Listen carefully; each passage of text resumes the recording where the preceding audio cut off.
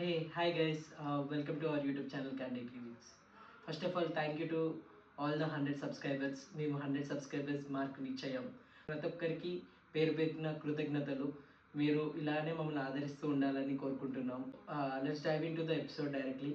అసలు ఎపిసోడ్లో ఏమైందో చూసేద్దాం.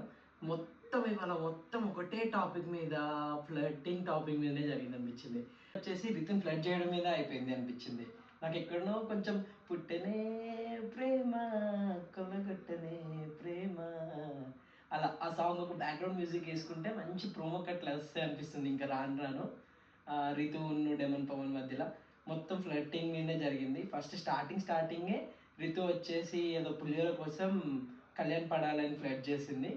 అక్కడ స్టార్ట్ అయింది మొత్తం ఎపిసోడ్. ఫ్లర్టింగ్తో స్టార్ట్ అయ్యి మొత్తం రితు చుట్టే తిరిగింది. అంటే పవన్ ఫ్లర్ట్ చేయడం, వాళ్ళిద్దరు మాట్లాడుకోవడం, ఇదే టాపిక్ అంతా ఇదే వచ్చింది. మేము ఎప్పుడో చెప్పాను ఏంటంటే వీళ్ళిద్దరి మధ్యలో ఏదో ఒకటి ఉంటుంది, కనీసం ఈ ట్రాక్ అన్నా ట్రై చేస్తాడు డెమన్ పవన్ అనుకున్నాను. అదే చేశాడు ఎగ్జాక్ట్లీగా.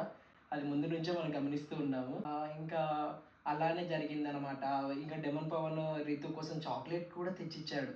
ఇదైతే చాలా షాకింగ్ ఉంది. అక్కడ సంజన వండేసి వదనమ్మ కోసమే కదా, నువ్వు చాలా బ్లష్ అవుతున్నావు, ఇది క్లియర్ కనిపిస్తుంది అనమాట.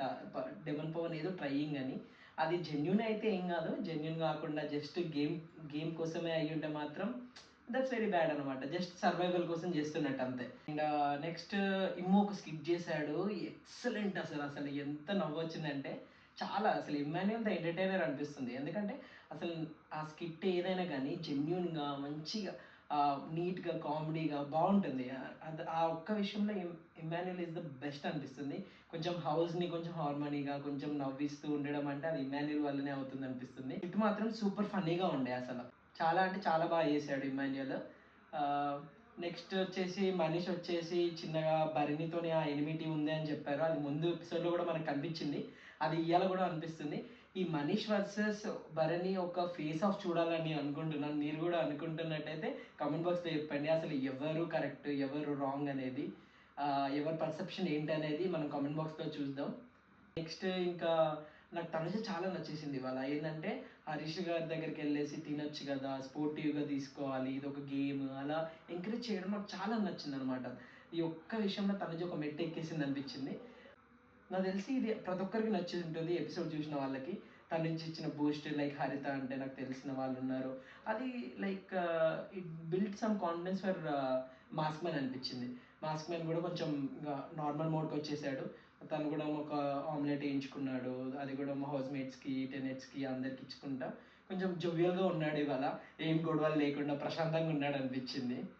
స్టెస్టీ ఎప్పుడైతే ఎలిమినేట్ అయిందో బిగ్ బాస్ సుమన్ శెట్టికి ఒక బిగ్ బాంబ్ ఇచ్చారు కదా, ఆ బిగ్ బాంబ్ ఏంటంటే క్లీనింగ్ చేయడం. కానీ సంజన వచ్చేసి అతనికి అసిస్టెంట్ కుక్గా ఇచ్చారనమాట. సో అతను క్లీన్ చేస్తున్నప్పుడు సంజన వచ్చేసి ఆపేసింది. అంటే సంజన ఏం చేస్తుందంటే మరి అది కావాలని చేస్తుందా, అది అర్థమే కాదు అసలు సంజన చేసేది. ఈవెన్ ఆడియన్స్ కూడా అర్థం అవ్వట్లేదు అనిపిస్తుంది నాకైతే నిజంగా అర్థమవుతలేదు. సంజన చేసేది అప్పుడప్పుడు యాక్టింగా, అది నిజమా, అసలు తన ట్రూ కలర్స్ ఏంటి, అసలు తను ఎట్లా బిహేవ్ చేస్తుంది. అప్పుడప్పుడు చూస్తున్నామో చాలా మంచిగా అనిపిస్తుంది, అప్పుడప్పుడు చూస్తున్నామో సైకో అనిపిస్తుంది, అప్పుడప్పుడు చూస్తున్నామో కంటెంట్ క్రియేట్ చేయడానికి చేస్తుంది అనిపిస్తుంది.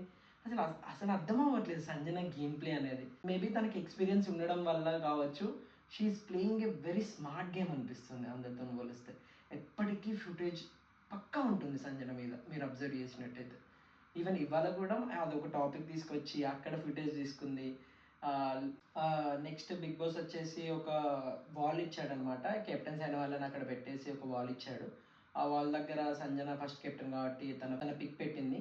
సంజన ఏం చెప్పిందంటే ఈ డిఫరెన్షియేషన్ చూపించకండి, అందరు కలిసిమెలిసి ఉంటే బెస్ట్ అని చెప్పేసింది. అక్కడ కూడా శ్రీజ ఏదో గొడవ పెట్టడానికి ట్రై చేసింది. యాక్చువల్గా అక్కడ గొడవ పడాల్సిన టాపికే కాదనిపించింది. శ్రీజ ఏంటంటే దొరికిందే సందు దూరేద్దాం అన్నట్టు ప్రతి దానిలకి అసలు అక్కడ గొడవ పడకపోయినా గొడవ పెట్టాలనుకుంటుంది. అది అవసరం లేదనిపిస్తుంది నాకైతే శ్రీజ. నెక్స్ట్ ఈ వీక్ క్యాప్టెన్సీ టాస్క్ స్టార్ట్ అయిపోయింది. కాలచక్ర వ్యూహం అని ఒక కొత్త టాస్క్తో బిగ్ బాస్ వచ్చేసాడు. ఏంటంటే టెనెట్స్కి ఓనర్స్కి ఇద్దరికి కొంచెం టైం ఇచ్చారనమాట. ఆ టైం మనం పడుకోవద్దనమాట. ఆ టైం చాలా తక్కువ ఇచ్చింది అనిపించింది. 10 అవర్స్ 12 అవర్స్, నేనైతే ఒక 24 అవర్స్ పడుకోకుండానే ఉంటాం.